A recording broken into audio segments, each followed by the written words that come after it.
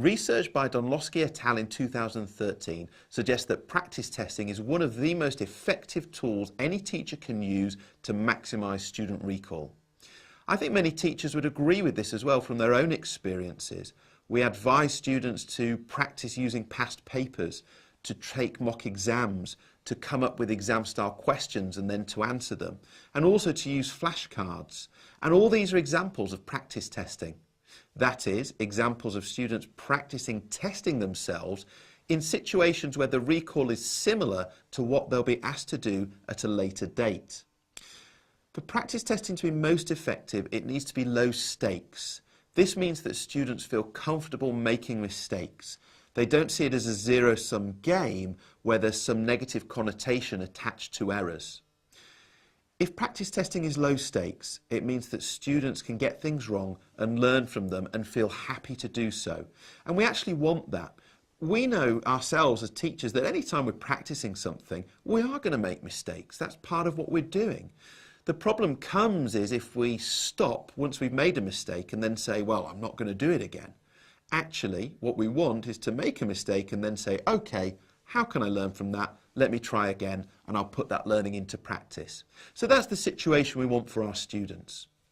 Now, when we're in the classroom, we can call on all those techniques I've already mentioned to bring practice testing to life, and we can also encourage students to use them at home, either as part of their homework in general, or if it's an exam class, as part of their revision.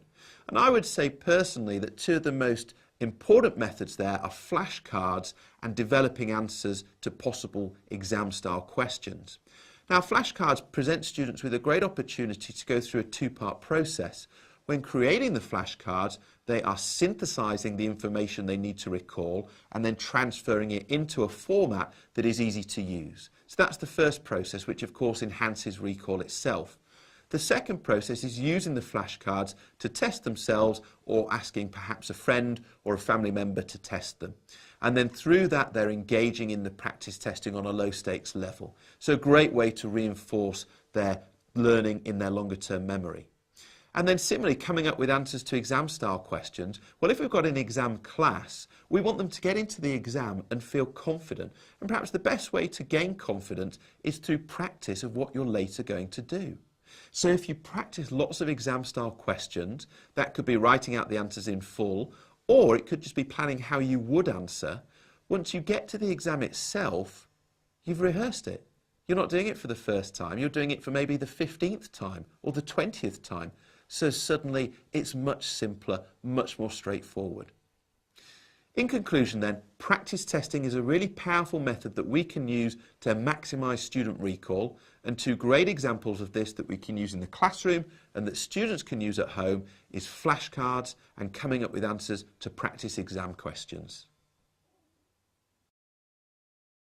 Golden nugget. Practice testing is one of the most effective techniques we have for maximising recall and embedding learning. To be most effective, practice testing should be low stakes.